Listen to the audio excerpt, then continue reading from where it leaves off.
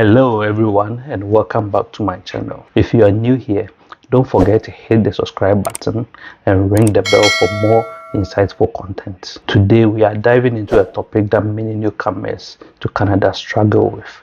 That's an imposter syndrome. Have you ever felt like a fraud in your new job? Or maybe you've doubted your own accomplishments despite the evidence of your success? If so, stick around because I'm going to tackle how to deal with imposter syndrome as a newcomer in Canada. Trust me, you are not alone in this. So picture this. You've landed your dream job in Canada, but instead of feeling elated, you are overwhelmed with self-doubt. You are constantly anxious, fearing that your colleagues will find out that you are not competent as they think. Sounds familiar? This is imposter syndrome, and today we are going to break it down and show you how to overcome it. First things first, what exactly is imposter syndrome? Imposter syndrome typically presents as feelings of self-doubt and irrational belief that you are not deserving of your job or positive feedback that you receive in the workplace. Despite your accomplishments, you might feel like a fraud and fear being found out. This phenomenon can affect anyone, even the most accomplished professionals. Now, so let's talk about the signs, some of the common indicators that will show you that possibly you are having imposter syndrome. First one is attributing your success to external factors like luck. Secondly, doubting your decisions and avoiding tasks that you believe in. Then there's also being overly critical of your own work, where you start doubting even your own work because you don't believe in them. Then there's the fear of being exposed as fraud. Also, you start setting unreasonable high standards for yourself because it's like you are trying to overachieve to prove to yourself and to everybody around you, even though you are achieving everything as much as possible. Then you also realize that your accomplishments don't reassure you. So even though you are setting big goals for yourself and you are always achieving them, they are even not reassuring you as a person. Then sometimes you become overly sensitive to constructive criticism. So even when somebody is giving you constructive criticism, you become overly sensitive to it because you are like, it's like you are walking on eggshells. Then last but not the least, you start to downplay your own expertise.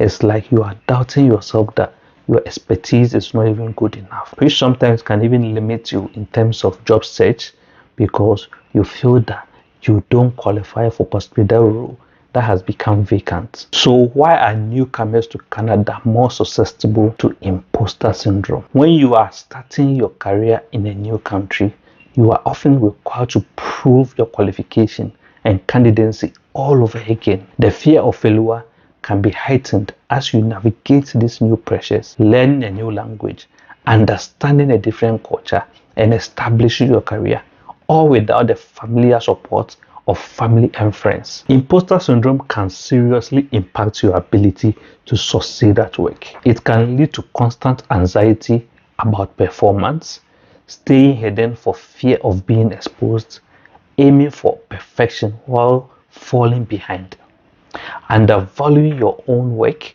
during performance review, and limiting your ability to network effectively. So now for the most important part, how to deal with imposter syndrome. Here are 10 tips that can help you overcome these feelings and thrive in your new career in Canada. Number 1, know that your negative feelings aren't real. Remind yourself that imposter syndrome distorts your sense of self and true value to your organization. One thing you have to be aware of that these feelings that you are feeling are actually not real because it just tries to distort your own sense of self. So instead of trying to focus too much on these feelings, my advice is always to make sure that you are focusing on the tangibles, the things that you can actually value. Focus on the results and remember that these feelings are not real. Number 2, understand that you are not alone. 82% of people suffer from imposter syndrome at some point. If others have managed their self-doubts, so can you. So it is important to know that you are not alone in this if you are feeling it. It is possible that people who have gone ahead of you, people who have felt it. That is why we always advise that if as possible, as much as you can, try to reach out to people and learn from them. You can learn from them on how they dealt with it, and by talking to other people, it will help you to overcome this, because you will know that you are not alone. Because if 82% of people are suffering from it at some point, then it means that it's close to 4 out of every 5 people that you are meeting have at some point felt it, and they've managed to overcome it. So if they've done it, so can you. Number 3, acknowledge the value of your work. Remember that you have developed your expertise in your skills. Make sure you assign a monetary value to the work to combat negativity. I always say that you know the kind of a skill sets and expertise that you are bringing on board. If you've done it somewhere else, it's possible you can replicate it here. Try to talk to people and see where there are gaps in your expertise.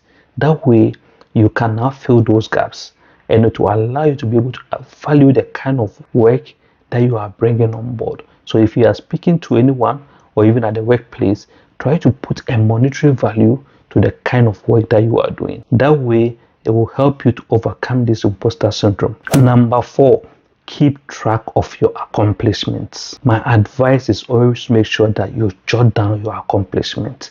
Don't wait till the end of the year when there's a performance review to start looking for all those accomplishments that you've managed to achieve throughout the year. If possible, on a weekly basis, be jotting down those accomplishments, those things that you are achieving at the workplace.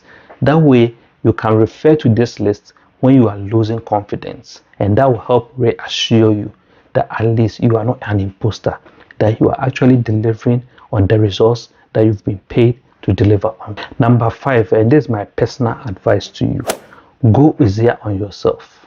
Let go of your need to be perfect. They say perfection is the enemy of good. Not every task requires you to be perfect. Sometimes all you need to do is to get the work done. Don't try to be perfect. Sometimes in your bid to be perfect, you try to put too much pressure on yourself, which will make you feel like an imposter, because you are trying to hit everything perfectly. Meanwhile, all you need to do is to get the work done. The work that you've been tasked to do, that's all you need to get done. They are not expecting you to be perfect. They are expecting you to learn from your mistakes and improve of them. Number 6, I would say, steer clear of negative thoughts. Make sure you replace critical thoughts with positive affirmation. If you are having a negative thoughts, try to always negate it by thinking of the positive things that comes to that particular area that you are thinking about. So instead of dreading too much on the negativity, try to focus so much on the positive. And if you are jotting down your achievements, this is when you can go back to them and try to refer them and let yourself know that, yeah, I have done this in the past, and that will help you to try and negate all those negativity thoughts that you are having. And by having those positive affirmations, it will help you to steer clear of this imposter syndrome. And sometimes you might have to even say those affirmations to yourself loudly, just to reassure yourself that you are not an imposter. Number 7 will be, try to find a mentor who understands. Sometimes it's important to speak out with a trusted mentor or a manager about your struggles, because by opening up to somebody that you can trust, somebody who can actually understand you, they can help guide you in the areas where you think you are feeling like an imposter. They can tell you and sometimes help manage your expectation. They will help to let you know what is expected of you.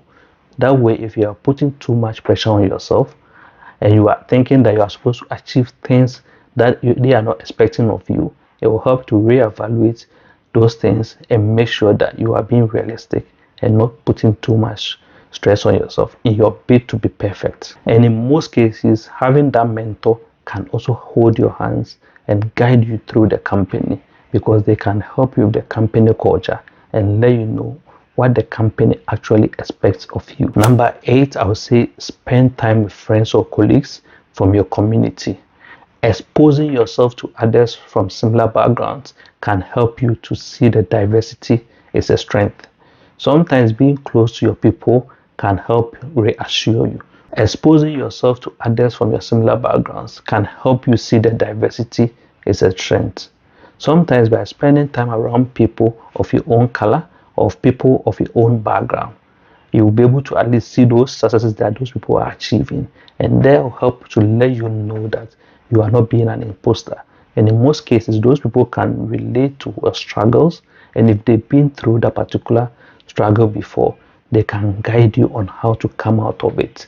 And if you are feeling as an imposter, maybe they can even reassure you and let you know that no, you are actually hitting all those points that are expected of you. And the other thing is, because they are of your own background, they can connect better with you and relate to what your struggles are. Number 9, I would say be open to new challenges.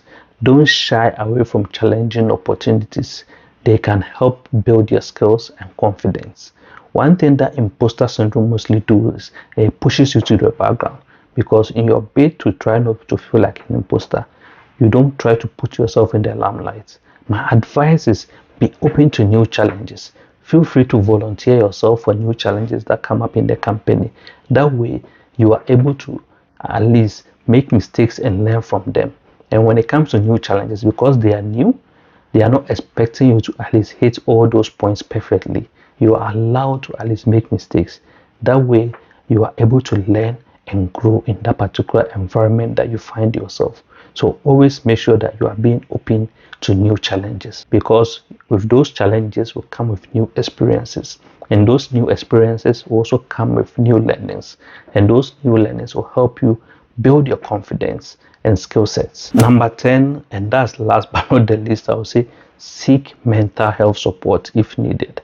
Sometimes self-doubt can be overwhelming, but consider speaking to a therapist or a mental health counselor. With most companies, they might have a counselor on standby or a mental health therapist on standby, somebody that you can go and speak to about those challenges that you are going through, and that person can at least help guide you.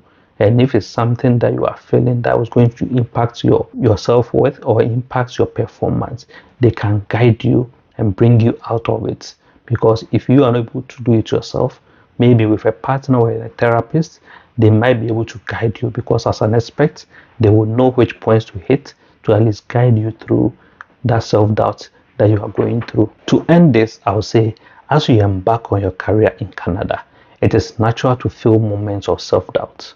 But remember, these feelings don't define you. You have already achieved so much by making this move, and you have the skills and resilience to succeed. If you found this video helpful, please give it a thumbs up and share it with anyone who might have benefit from it. Don't forget to subscribe for more content like this. And let's continue this conversation in the comment section. What tips have helped you deal with imposter syndrome? Thanks for watching, and see you in the next video. Until then, cheers.